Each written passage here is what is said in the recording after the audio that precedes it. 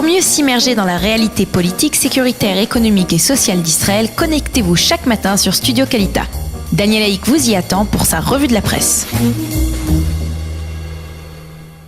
Voilà, il est 8h32 sur Studio Kalita, l'heure ce matin de la revue de la presse et des médias israéliens. Tous les quotidiens israéliens, et on sans doute, c'était tout à fait évident, consacrent ce matin leur manchette à l'attentat terroriste antisémite qui s'est produit hier durant le Shabbat dans la synagogue de la communauté Etz Chaim de Pittsburgh.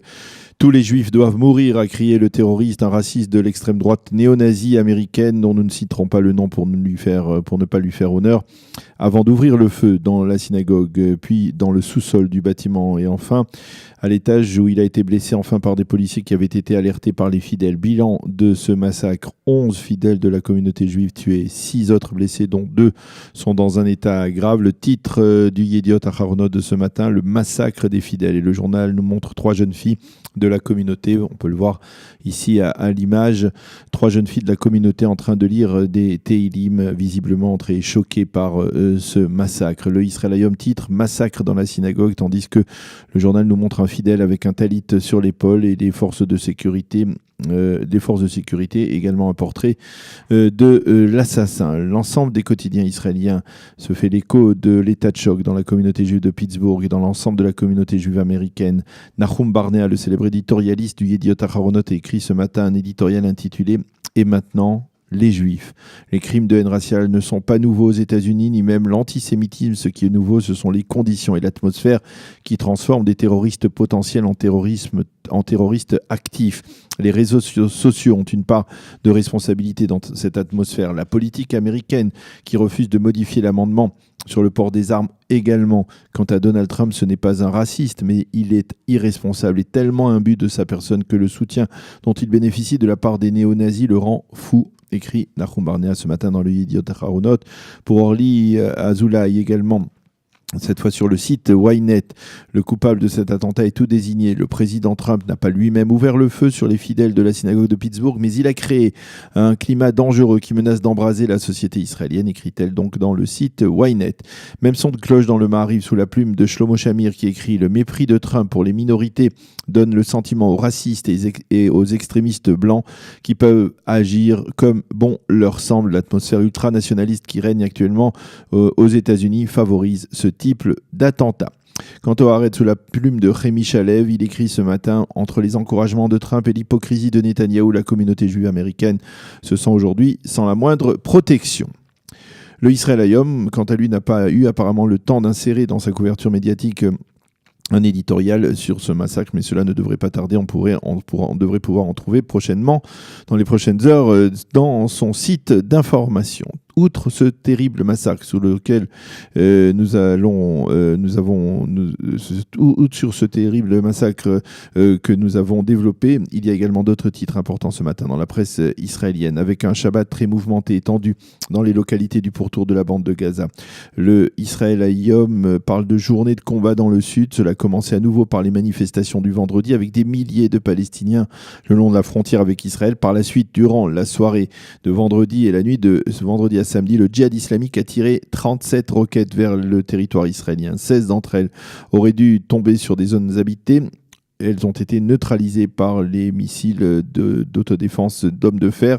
En riposte, Tsahal a bombardé 90 positions du djihad et du Hamas dans la bande de Gaza. Selon le porte-parole de Tsahal, les roquettes ont été tirées sur ordre de Téhéran et à partir de bases situées en Syrie. Et ce matin, dans le Israël Hayom, Daniel Siroti explique que ces tirs du djihad sont la preuve de l'implication directe des Iraniens dans ce qui se passe actuellement dans la bande de Gaza. Quant au général de réserve Tzvika Fogel, il se demande où est passée la ruse et la sophistication de l'armée israélienne face aux tirs des terroristes du djihad et du Hamas. Quant aux habitants des localités du pourtour de la bande de Gaza, ils ne comprennent pas pourquoi Tsahal continue à tirer sur des cibles vides au lieu de frapper les dirigeants du mouvement terroriste et de restaurer sa force de dissuasion. C'est une question importante que les habitants pourront poser dans les prochains mois directement au prochain chef d'état-major de Tsahal. Celui-ci a en effet été enfin désigné et choisi par le ministre de la Défense Avigdor Lieberman. Il s'agit de l'actuel numéro 2 de l'armée israélienne, le général Aviv Kochavi. Et ce matin, le Yediot Aharonot lui consacre sa double page centrale. Il cite les propos élogieux du ministre de la Défense à l'égard du nouveau patron de Tsahal. Il est doté d'un véritable leadership, d'une audace particulière, d'une capacité de commandement exceptionnelle. Le 22e chef d'état-major de Tsahal est issu des parachutistes. Il a commandé la brigade des paras de Tsahal avant de gravir les échelons, d'être commandant de la région de Gaza, puis commandant de la région nord, chef des services de renseignement militaire et enfin chef d'état-major adjoint. Le général Kochavi sera le premier chef d'état-major de Tsahal végétarien. Il est diplômé d'Harvard, pianiste et philosophe. Il est marié et a 3 filles.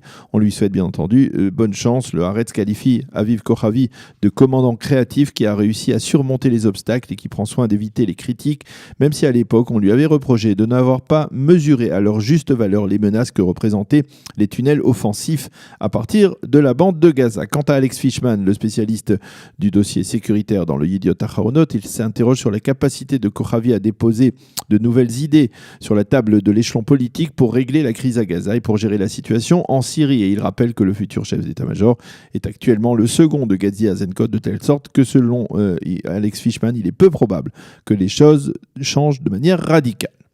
Enfin, le 4e titre important que l'on trouve ce matin sur la première page des quotidiens israéliens, il aurait fait dans un autre contexte la manchette de tous les quotidiens, car c'est un développement presque historique, puisque Binyamin Netanyahou, on l'a appris en fin de semaine, a effectué dans la soirée de jeudi à vendredi une visite dans le sultanat d'Oman. Le Premier ministre était accompagné de son épouse Sarah, mais surtout du chef du Mossad Yossi Cohen et du conseiller à la sécurité nationale Meir Ben Shabbat. La visite a été immortalisée. L'on voit des photos dans les quotidiens israéliens de la chaleureuse poignée de main entre le Premier ministre israélien et le sultan d'Oman, Qaboos. Selon les informations dont on dispose, la rencontre entre le sultan et le Premier ministre a duré plusieurs heures dans la nuit de jeudi à vendredi. Il a été question du processus de paix avec les Palestiniens et surtout de la menace iranienne pour M. Netanyahou. Le sultanat d'Oman souhaite promouvoir un processus de paix régional. Cette visite est un développement important dans le cadre de l'approche du Premier ministre visant à renforcer les relations avec les pays arabes modérés de la région, tout en servant comme levier de l'expertise israélienne en haute technologie, en économie et en sécurité. Et Oded Granon, le spécialiste des affaires arabes du Israël Hayom, écrit ce matin à Oman: on sait pertinemment que la menace iranienne est bien plus importante que le dossier palestinien. Pour Granon, cette visite officialisée et rendue publique, tout comme celle de la ministre de la Culture et des Sports Miri Regev à Abu Dhabi, prouve qu'il en est de même que les pays arabes modérés de la région souhaitent de plus en plus de rapprochement avec l'État hébreu. Les quotidiens israéliens se font également l'écho d'un accord entre le ministère israélien du Logement et la ville de Ma'ale Adumim, au nord-est de Jérusalem. Selon cet accord, ce sont des milliers d'unités de logement qui vont être construites dans la localité. Au total, ce seraient 20 000 unités de logement qui devraient être construites dans les prochaines années en Judée et en Samarie. Voilà donc pour ce survol de la presse israélienne et des médias. Nous allons marquer une pause musicale et on se retrouve vers 8h45 avec Margot Rassi. Nous parlerons de la tension dans la bande de Gaza durant le Shabbat. Pour mieux s'immerger dans la réalité politique, sécuritaire, économique et sociale d'Israël, connectez-vous chaque matin sur Studio Kalita. Daniel Haïk vous y attend pour sa revue de la presse.